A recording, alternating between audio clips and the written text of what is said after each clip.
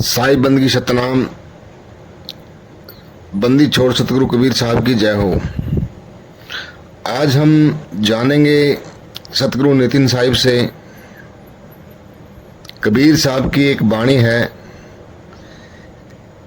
एक राम दशरथ का बेटा, एक राम घट घट में बैठा, एक राम का सकल पसारा, एक राम त्रिभुवन से न्यारा, तीन राम को सब कोई ध्यावे, चौथे राम का मरम न पावे, चौथा छोड़ी जो पंचम धावे, कहें कबीर सो हमको पावे। इस वाणी में बहुत सारा वेद छुपा हुआ है, तो इस वेद को आज हमारे सतगुरु नितिन साहिब जी क्लियर करेंगे। तो आपसे रिक्वेस्ट है कि आप सत्संग को बड़े विवेक के साथ और बुद्धि को लगा के सुनना है। मेरे प्यारे दोस्तों, आज मैं आपको जो बताने जा रहा हूँ वो है चार राम की जो वाणी है कबीर साहब की, उसके बारे में आज मैं आपको खोल के भेद बताऊंगा कि क्या क्या है ये चार राम। और उससे पहले मैं आपको बता दूं कि मुझे काफ़ी ईमेल्स आ रही हैं जो सुन से कैसे ये दुनिया प्रकट होती है और सुन कैसे प्रकट होता है, ये कौन सी भूल है जिससे ये सुन बन गया, ये सब मैं आपको ज़रूर बताऊंगा दोस्तों। हर एक चीज़ क्लियर करूंगा, लेकिन अभी वो समय नहीं आया है। मैं बहुत जल्दी आपको बताऊंगा, आप पूरा विश्वास रखिए।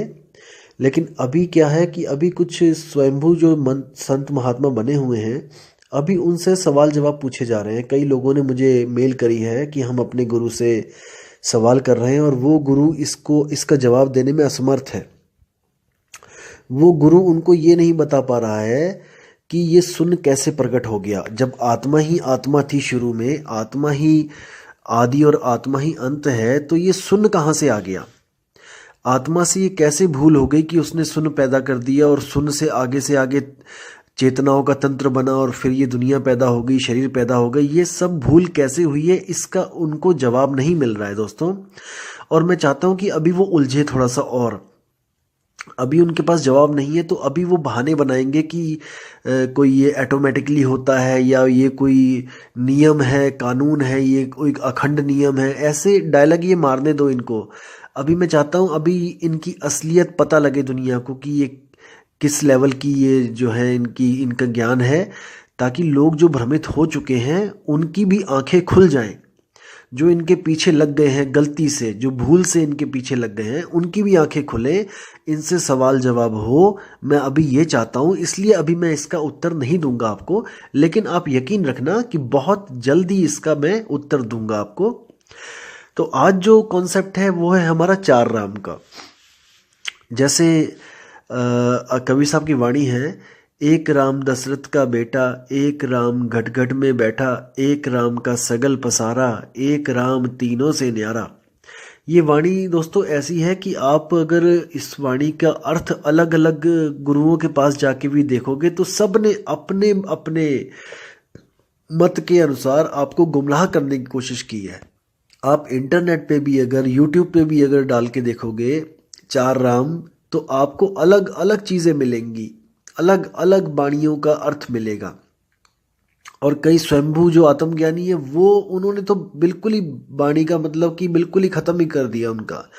इतना मनमुखी, इतना मनगढ़ंत जो अर्थ किया है कि लहरा बदना पंजाबी में कहते हैं कि भगवान ही रखवाला है उनका, तो कि वो क्या कर रहे हैं समाज के साथ, भक्तों के साथ क्या कर रहे हैं। तो आज मैं आपको हर चीज़ क्लियर करूंगा कि आखिर ये चार राम की कहानी है क्या। तो दोस्तों वाणी ऐसे है कि एक राम दशरथ का बेटा, यानी कि जो पहला राम है वो है शरीर। दशरथ के बेटे को आप शरीर के द्वारा जान पाओगे। जैसे धनुष बाण उठा रखे उन्होंने कंधे पे, पीले वस्त्र धारण कर रखे हैं, बड़ी जटाएं जो हैं जूड़ा बना रखा है, और जो है अपना तिलक लगा के अपना धोती पहन रखी है। तो वो है एक राम, फर्स्ट राम जो दशरथ का बेटा है। और जो दूसरा राम है वो है घट घट में बैठा। जो दूसरा राम है वो है आत्म राम, जो सुरती के साथ, सुरती के रूप में हर घट में विराजमान है, जिसकी वजह से हर घट चल रहा है। हर घट चल रहा है, यानी कि उस घट को शक्ति कौन दे रहा है? वो आत्म राम। वो मन को भी शक्ति दे रहा है और वो तन को भी शक्ति दे रहा है। एक राम का सगल पसारा, ये जो तीसरा राम है ये कौन है? इसी को हम मन राम कहते हैं, इसी को हम ब्रह्म राम कहते हैं, इसी को हम निरंजन राम कहते हैं, जिसका ये सकल पसारा है। सकल यानी कि सारी सृष्टि जितनी भी है, जितने भी अनंत लाख लोक, अनंत करोड़ों जो लोक हैं, जितने भी लोक हैं, वो सब इसी का पसारा है। यही वो मन है जो सूक्ष्म से सूक्ष्म भी है और विराट से विराट भी है। तो इसी जो तीसरे राम का सकल पसारा है, इसी को हम कहते हैं ब्रह्म। सुन, हर जगह ये, हर लोक में आपको ये मिलेगा। ऐसा कोई लोक नहीं जहां पे ये आपको नहीं मिलेगा, क्योंकि सारे शरीर और सारे लोक इसी के द्वारा प्रकट हुए हैं और यही इन सब लोकों का राजा है। और जो चौथा राम है वो कौन है? चौथा राम इन तीनों से न्यारा, वो है परमात्म राम। वो इन तीनों से न्यारा इसलिए है क्योंकि वो ना तो शरीर है, ना ही वो सुरती है, और ना ही वो मन है। इन तीनों से न्यारा जो है वो है परमात्म राम, जिसने सृष्टि नहीं बनाई है, जो इन तीनों से ही अलग रहता है।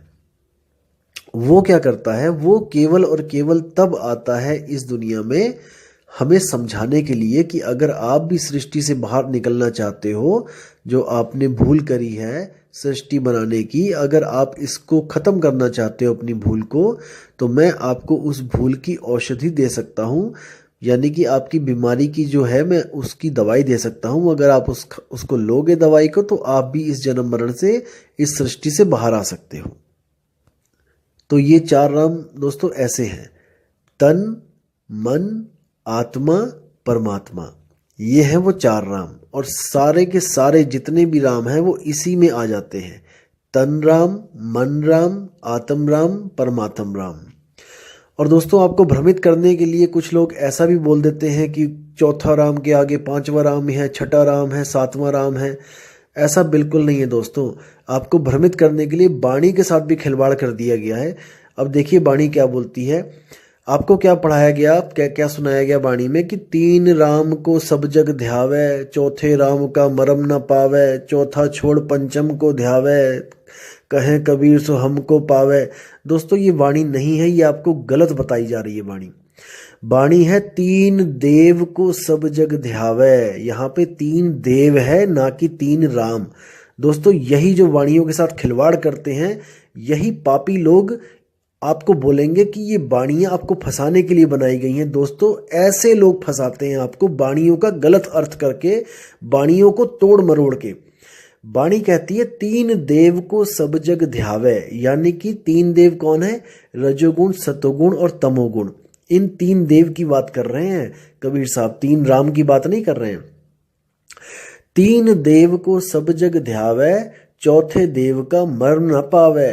चौथा देव कौन है? ये है मन राम, जिसको निरंजन कहते हैं। इन तीनों को पैदा करने वाला, यानी कि तीन गुण कहाँ से पैदा होते हैं?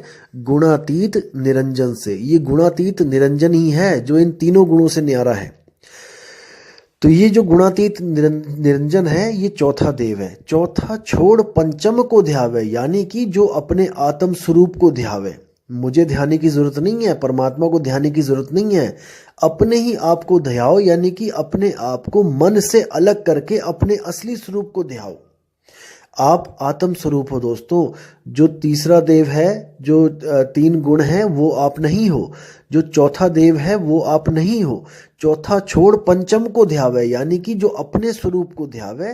कहे कबीर सो हमको पावे, यानी कि वो भी मेरे जैसा हो जाएगा। उसको मैं मिल जाऊंगा, मुझको वो मिल जाएगा, यानी कि हम दोनों का स्वरूप एक जैसा हो जाएगा।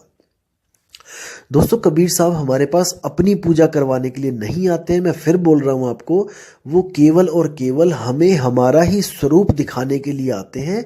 हमें हमारा ही स्वरूप बताने के लिए आते हैं कि हम आखिर हैं कौन। जैसे आपको मैं एक छोटी सी कहानी बताता हूं, आप बहुत समझदार हैं, आप समझ जाएंगे। छोटी सी बात है। एक बार क्या होता है कि एक शेरनी गर्भवती होती है और वो शिकार के पीछे भाग रही होती है, और भागते भागते भागते एकदम छलांग मारती है, और उसका बच्चा उस छलांग के बीच में ही होके जमीन पे आ गिरता है, और वो शिकार के पीछे भागती चली जाती है। काफ़ी दूर चली जाती है। इतने में क्या होता है, उसी रास्ते से एक गडरिया आ रहा होता है भेड़ों के साथ। तो वो देखता है कि अरे शेर का बच्चा रास्ते में पड़ा है, तो वो उठा के उसको ले चलता है, अपने साथ ले जाता है।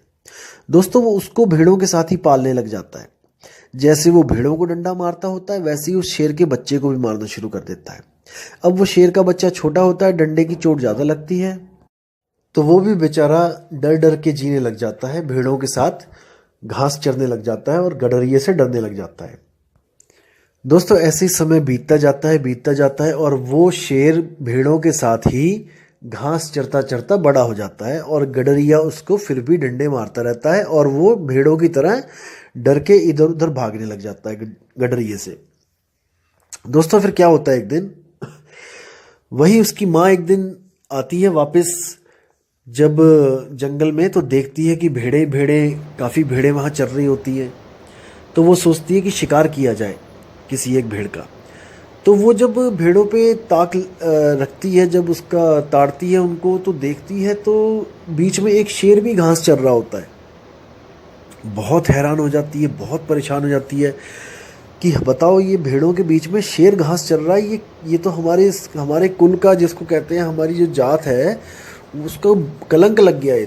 ये तो हमें बदनाम करवा दिया इसने, कि बताओ शेर भी भेड़ों के बीच में घास चर रहा है।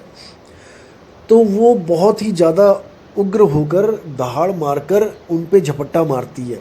सब भेड़ें तितर बितर हो जाती हैं, गडरिया भाग जाता है और वो भेड़ों को ना पकड़ के उस शेर को दबोचती है और शेर को दबोच के कहती है कि तू इन भेड़ों के साथ क्या कर रहा है। तो वो भी जब देखता है शेर को तो वो डर जाता है, कहता है महाराज, मैं तो शेर जी, मैं तो भेड़ हूँ, मुझे बख्श दो, मुझे छोड़ दो। तो वो कहती है तू भेड़ नहीं है, तू शेर है। तो वो कहता है नहीं नहीं, मैं भेड़ हूँ, मैं तो घास खाने वाला भेड़ हूँ। वो कहती है तू ऐसे नहीं मानेगा। तो वो उसको लेके जाती है नदी के किनारे। तो उसमें वो कहती है उसको, अपनी शक्ल देख, इस पानी में अपनी शक्ल देख।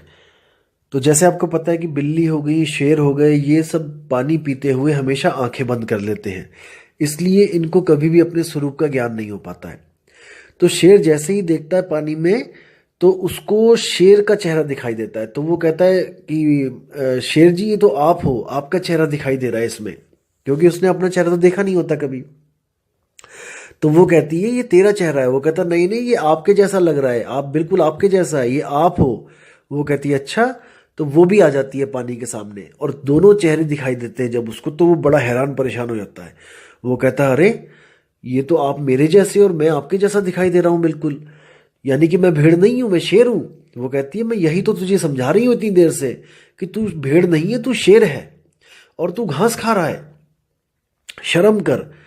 तो वो कहता है और वो गडरिया, तो कहती है वो देखा नहीं मैंने दहाड़ मारी तो कैसे भाग गया। तो कहता है कि वो गडरिया जो रोज मुझे मारता है, कि वो मुझसे डर सकता है क्या, मैं उसको डरा सकता हूँ क्या। वो कहती तू बिल्कुल डरा सकता है, लेकिन तुझे अपना मूल शब्द याद करना पड़ेगा, मैं तुझे वो मूल शब्द देती हूँ। तो वो उसको दहाड़ना सिखाती है, क्योंकि वो मिमियाता होता था आज तक दहाड़ना, तो वो किसी ने सिखाया ही नहीं उसको दहाड़ना। तो जब वो उसको दहाड़ना सिखाती है तब वो भी दहाड़ने लग जाता है, और जब वो दहाड़ता है तो उसको एक अलग अनुभूति होती है कि मैं असल में एक शेर हूं। तब वो क्या कहता है, अच्छा अब मैं जाता हूं और मैं अब गडरिये को देखता हूं कहाँ पे है वो, जिसने मुझे आज तक गुलाम बना के रखा।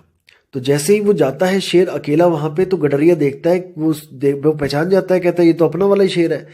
तो वो कहता है चलो शुक्र है दूसरा वाला शेर नहीं आया, ये तो हमारे वाला ही, ये तो डंडे खा खा के ये तो भेड़ बना रखा है मैंने। तो जैसे ही वो जाता है वहां पर, तो गडरिया फिर डंडा लेके आके उसको काबू में करने के लिए आता है। जैसे ही तो वो एक दहाड़ मारता है, तो गडरिया दहाड़ सुनते ही फिर से दोबारा भागने लग जाता है और क्या बोलता है कि अरे बाप रे, इसने अपने स्वरूप को प्राप्त कर लिया है, ये जान चुका है कि ये शेर है, अब मेरी दाल इसके आगे नहीं गलेगी, अब इस पे मेरा जोर नहीं चलेगा, क्योंकि इसने अपने खोए हुए स्वरूप को प्राप्त कर लिया है। दोस्तों, बिल्कुल यही वो कहानी है जो हमारे साथ बीती जा रही है। हम असल में शेर हैं, लेकिन हम भेड़ों के साथ रहते हैं, और हम इंद्री रूपी भेड़ों के साथ रह रहे हैं, और घास रूपी हम जो है विषय खा रहे हैं, विषयों को हम भोग रहे हैं। घास रूपी।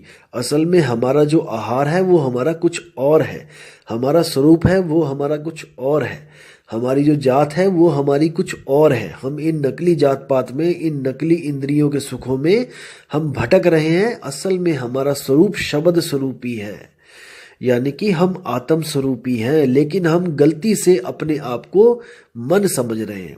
वो गडरिया ही मन है जो आत्मा रूपी इस शेर को, जिसने भेड़ बना के रखा हुआ है। जब हम अपने स्वरूप को प्राप्त कर लेते हैं तो ये गडरिया हमसे आगे आगे भागा फिरता है, हमें सलाम ठोकता है। जैसे कबीर साहब ने कहा है कि जब कोई भी जीव को सतनाम मिल जाएगा तो काल माथा नवाएगा। जही विधि सार शब्द गहे हाथा, तही विधि काल नवावे माथा। यानी कि ये मन आपको तब तक डरा सकता है जब तक आपको अपना निज स्वरूप प्राप्त नहीं हो गया। जिस दिन आपको अपना निज स्वरूप प्राप्त हो गया, ये मन आपसे डरता फिरेगा, आपसे, आपके आगे आगे भागा फिरेगा, आपके आगे ये सिर नहीं उठा पाएगा। और अंत समय में आप इसको ऐसे छोड़ के चले जाओगे जैसे केचुली को सांप छोड़ के चला जाता है। यानी वो यहीं पे मृत हो जाएगा, मर जाएगा, खत्म हो जाएगा। उसकी कहानी यहीं पे खत्म हो जाएगी। जैसे इसको शुरू किया था वैसे ही इसको मार दिया जाएगा। और याद रखना दोस्तों, जो कई बारी सवाल जो आ रहा है कि चेतना और जो एनर्जी है उसमें क्या फ़र्क है, जैसे मशीनों में एनर्जी होती है, तो गलती से आप लोग इसको चेतना समझ रहे हो। दोस्तों, चेतना अलग चीज़ होती है और एनर्जी अलग चीज़ होती है। इलेक्ट्रॉन प्रोटॉन की जो एनर्जी है वो अलग चीज़ है, वो मैकेनिकल और केमिकल एनर्जी है वो अलग है, इलेक्ट्रॉनिक एनर्जी वो अलग है। जो हमारी चेतना है वो अलग है। जो इलेक्ट्रॉनिक और मैकेनिकल एनर्जी है ये जीवित नहीं है, और जो हमारी चेतना है वो जीवित है। इलेक्ट्रॉनिकल एनर्जी आप कितनी भी यूज कर लो, आप इस मुर्दा शरीर को चला नहीं सकते। इतना समझो, मुर्दा शरीर में भी इलेक्ट्रॉन और प्रोटॉन है, क्योंकि ये कण कण से बना है और हर कण में इलेक्ट्रॉन, प्रोटॉन, न्यूट्रॉन शामिल है। लेकिन ये मुर्दे को उठा नहीं सकते, एनर्जी भरपूर होती हुई भी। इस मुर्दे को उठाने के लिए चेतना की जरूरत पड़ती है। आप चेतना और एनर्जी को मिस इंटरप्रिएट कर रहे हैं। दोस्तों, इलेक्ट्रॉनिक की जो एनर्जी है वो चेतन नहीं है, वो चेतन नहीं है। जैसे आपने मान के चलो कि गली में 4 कुत्ते हैं और आपने एक रोबोट छोड़ दिया वहाँ पे कुत्तों के बीच में, तो कुत्ते उसको जितना मर्जी काटेंगे, उसको कोई दुख नहीं होगा, दर्द नहीं होगा, और वो दोबारा अगर आप उसी गली में उस रोबोट को छोड़ोगे तो वो फिर चला जाएगा उन्हीं कुत्तों के बीच में। जबकि एक इंसान की जो चेतना होती है वो रोबोट की चेतना से बिल्कुल अलग होती है, चाहे कितने भी सेंसर क्यों ना लगे हो रोबोट में। इंसान का क्या है, इंसान में जो चेतना होती है, जो आत्मा की वजह से है, वो उसको, अगर उसको पता लग जाए कि इस गली में 4 कुत्ते हैं, जाके जैसे एक बार कुत्तों ने काट लिया उसको, तो दूसरी बार उसकी हिम्मत नहीं पड़ेगी वहाँ जाने की। ये होती है चेतना, यानी कि चेत जाना। एक मशीन नहीं चेत सकती है, ये इंसान चेतता है। इंसान की जो चेतना होती है वो इससे खबरदार करती है, और जिस गली में उसके साथ ऐसा हो गया होता, अगली बार वहाँ जाने की हिम्मत भी नहीं करती है। और कई लोग कहते हैं कि अगर ऐसी मुक्ति मिली हमें कि हमने शब्द को प्राप्त कर लिया तो क्या गारंटी है कि दोबारा नहीं आएंगे। दोस्तों, यही गारंटी है, क्योंकि वो चेतना कोई इलेक्ट्रॉनिक चेतना नहीं है, वो जीवित चेतना है। वो कभी भी किसी चीज़ को भूलती नहीं है। बस क्या है कि जैसे ही उसको पता लगेगा कि मैं अब यहाँ से मुक्त हो गई हूँ और मैं अब जन्म मरण से मुक्त हो चुकी हूँ, दोबारा कभी वो गलती करने की हिम्मत भी नहीं करेगी। ये उसमें खासियत है कि दूध का जला छाछ भी फूक फूक के पीता है। इसी तरह वो चेतना को भी हमेशा चेतन रहेगी कि मुझसे एक बार गलती हुई थी, मैंने अब दोबारा ये गलती कभी नहीं करनी है। एक बार तो बड़ी मुश्किल से जान छूटी है मेरी। दोस्तों, वो गलती से भी कभी दोबारा इस ब्रह्म को पैदा करने की गलती नहीं करेगी। ये लिख के ले लो, गारंटेड है। क्या कुछ नहीं कर रहे हैं हम मुक्ति के लिए, और अगर हमें मुक्ति मिल जाए तो हम दोबारा क्या इस जेल में आएंगे। एक तोता आपने देखा होगा, बहुत चूरी खाता है, पिंजड़े में बैठ के सब कुछ खाता है जो आप देते हो, लेकिन अगर एक बार उड़ जाए दोस्तों, दोबारा कभी उस पिंजड़े में नहीं आता। आप कितनी भी चूरी डाल डाल के रख लेना वहाँ पे, याद रखना इस बात को। एक बार जो तोता उड़ गया वो वापस कभी नहीं आता है, क्योंकि उसको पता होता है कि मैंने कैसे जेल में दिन काटे हैं। यही चेतना होती है दोस्तों, इसी को चेतना कहते हैं। इसी को कबीर साहब कहते हैं, नलनी के सुगना तोहे कौन पकड़ी, कि हे नलनी के सुगना तुझे कौन पकड़ेगा, तू तो खुद गुलाम हुआ पड़ा है यहाँ पे, आजा तुझे मैं रास्ता बताता हूँ निकलने का, और ऐसा निकलना कि दोबारा गलती से भी पीछे की तरफ मत देखना। तो दोस्तों ये वो बात है, ये जो वो ज्ञान है जो एक आम आदमी किसी को नहीं दे सकता। ये जो ज्ञान है वो परमपिता परमात्मा ही देता है, गुरु रूप में आके देता है, पुरुष रूप में आके देता है, लेकिन वो कभी अपनी पूजा नहीं करवाता, वो आपको आपका ही स्वरूप लखाता है। एक छुड़ाए एक लखाए, आपसे क्या क्या छुड़वा देगा, जितने भी जड़ वस्तुएं हैं वो आपसे छुड़वा देगा, जिसमें मन भी आता है तन भी आता है। मन भी जड़ है तन भी जड़ है, मन ही तन है तन ही मन है, दुविधा में हैरान। कबीर साहब की वाणी है कि मन ही तन है। कैसे है? अगर आपका मन खुश है तो आपका तन भी खुशी खुशी आपको चेहरा खिला खिला दिखाई देगा। अगर आपका मन दुखी है तो आपका चेहरा भी मुरझाया मुरझाया दिखाई देगा। यानी कि ये दोनों एक दूसरे के प्रतिबिंब हैं, एक ही सिक्के के दो पहलू हैं ये मन और तन, और इसी में सारी दुनिया उलझी हुई है। तो कबीर साहब मन को और तन को दोनों को छोड़ने के लिए कहते हैं कि मन को भी छोड़ दे तन को भी छोड़ दे, फिर क्या बचा? तू बचा आपे आप रहेला। कबीर साहब कहते हैं कि तू खुद ही अकेला ही रहेगा, आपे आप रहेला, ना कोई गुरु ना चेला। उस अवस्था को प्राप्त करके गुरु चेले की मर्यादा भी खत्म हो जाती है, गुरु चेले का जो डिफरेंस होता है वो भी खत्म हो जाता है, चेला गुरु बन जाता है, गुरु चेला बन जाता है। इसी बात के लिए गुरु नानक देव के जो ग्रंथ है, गुरु ग्रंथ साहब में, उसमें भी लिखा है आपे गुरु आपे चेला, यानी आत्म स्वरूप में पहुंचने के बाद कोई भी गुरु और चेले का भेद नहीं रहता है, वो दोनों एक ही लेवल पे पहुंच जाते हैं। जब तक हम जीव रूप में रहते हैं तब तक हम चेला होते हैं, जब हम भी आत्म रूप में पहुंच जाते हैं तो हमारे और परमात्मा में कोई भेद नहीं रह जाता है, हम दोनों ही एक लेवल पे आ जाते हैं। तो दोस्तों ये ज्ञान जो है इसको तरीके से समझना पड़ेगा, क्योंकि बिल्कुल अद्भुत ज्ञान है, लेकिन आज तक हमें जो उल्टे पहाड़े पढ़ाए गए थे हमें वो रटा दिए गए हैं, इसलिए वो हमसे छूट नहीं रहे हैं।